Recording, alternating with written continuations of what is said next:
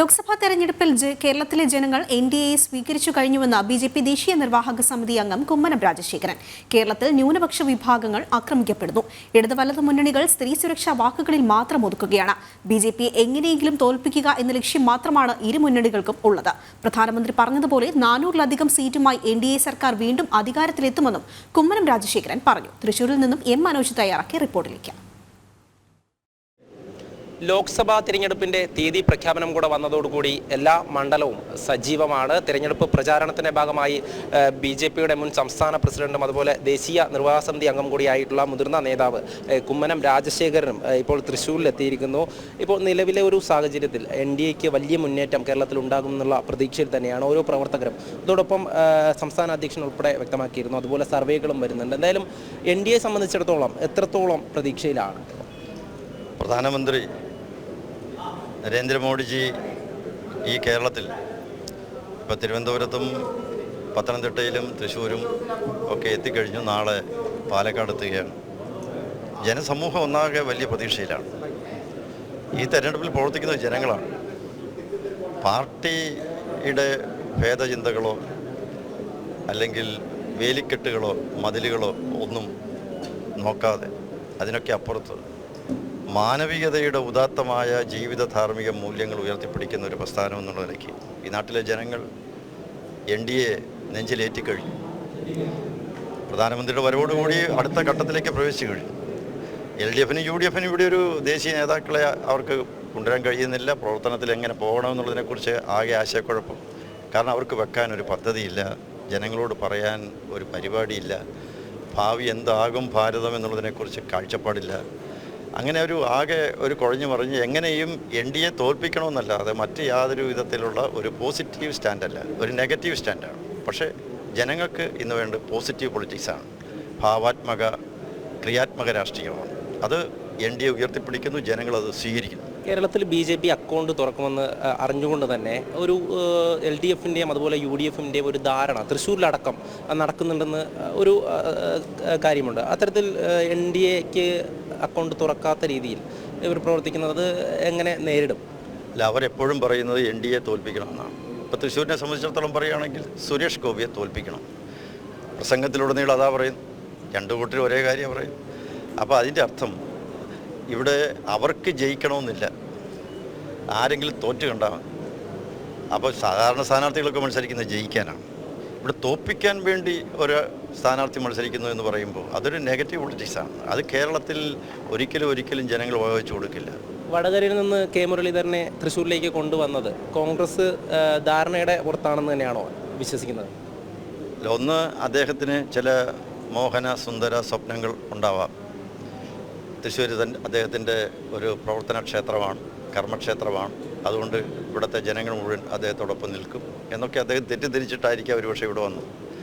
മാത്രമല്ല, എവിടെയൊക്കെയാണോ എൻഡിഎക്ക് വിജയസാധ്യതയുള്ളത് അവിടെയെല്ലാം പോയി ചെന്ന് കടന്നു കയറി അവരെ തോൽപ്പിക്കുക എന്നുള്ള ഒരൊറ്റ, താൻ രക്ഷപ്പെട്ടില്ലെങ്കിലും മറ്റുള്ള ആരും രക്ഷപ്പെടരുത് എന്ന ഒരു ഹിംസാത്മകമായ രാഷ്ട്രീയത്തിൻ്റെ അല്ലെങ്കിൽ ഒരു വിനാശകരമായ രാഷ്ട്രീയത്തിൻ്റെ വക്താവായിട്ടാണ് ഇപ്പോൾ മുരളീധരൻ അറിയപ്പെടുന്നു.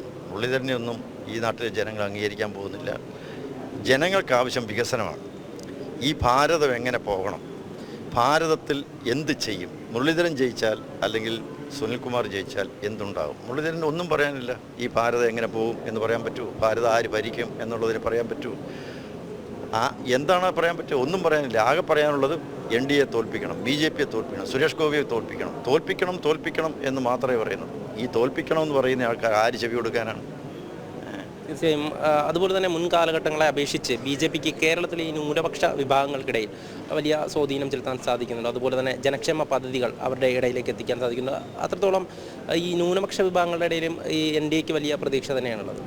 ന്യൂനപക്ഷ വിഭാഗങ്ങൾ ഏറ്റവും അധികം പീഡനം ഏൽക്കേണ്ടി വരുന്നത് കേരളത്തിലാണ്. 2 ബിഷപ്പുമാർക്കെതിരെ കേസുണ്ട്. പാലാ ബിഷപ്പിന് എതിരെ കേസ്, അതുപോലെ തന്നെ തിരുവനന്തപുരം ലാറ്റിൻ കത്തോലിക്ക ബിഷപ്പിനെതിരെ കേസ്. വേറെ ഏതെങ്കിലും ഒരു സംസ്ഥാനത്ത് ബിഷപ്പിനെതിരെ കേസ് വരികയുണ്ടോ? അതിവിടെയാണ്.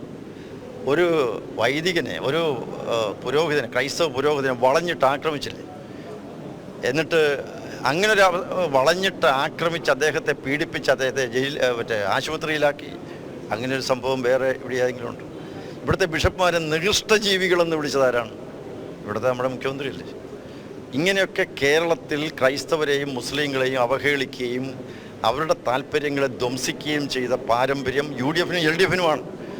BJP-ക്കോ അല്ലെങ്കിൽ NDA-ക്കോ അങ്ങനെ ഒരു തരത്തിലുള്ള യാതൊരു വിധത്തിലുള്ള ഒരു ചരിത്രമില്ല.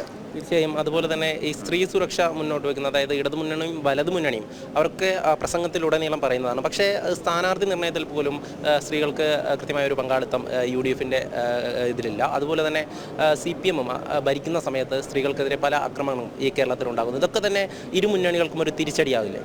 തീർച്ചയായിട്ടും അതല്ല. ഇവിടുത്തെ സ്ത്രീ സമൂഹം, സഹോദരിമാർ, അവർ ചിന്തിക്കുകയാണ്. ഇവരൊക്കെ സ്ത്രീ സ്വാതന്ത്ര്യത്തെക്കുറിച്ചും സ്ത്രീ സുരക്ഷയെക്കുറിച്ചും ശാക്തീകരണത്തെക്കുറിച്ചും ഒക്കെ വാചാലമായി പ്രസംഗിച്ചു നടക്കുന്നവരാണ് കമ്മ്യൂണിസ്റ്റ് നേതാക്കൾ, CPM-ൻ്റെയും കോൺഗ്രസിൻ്റെയും നേതാക്കൾ.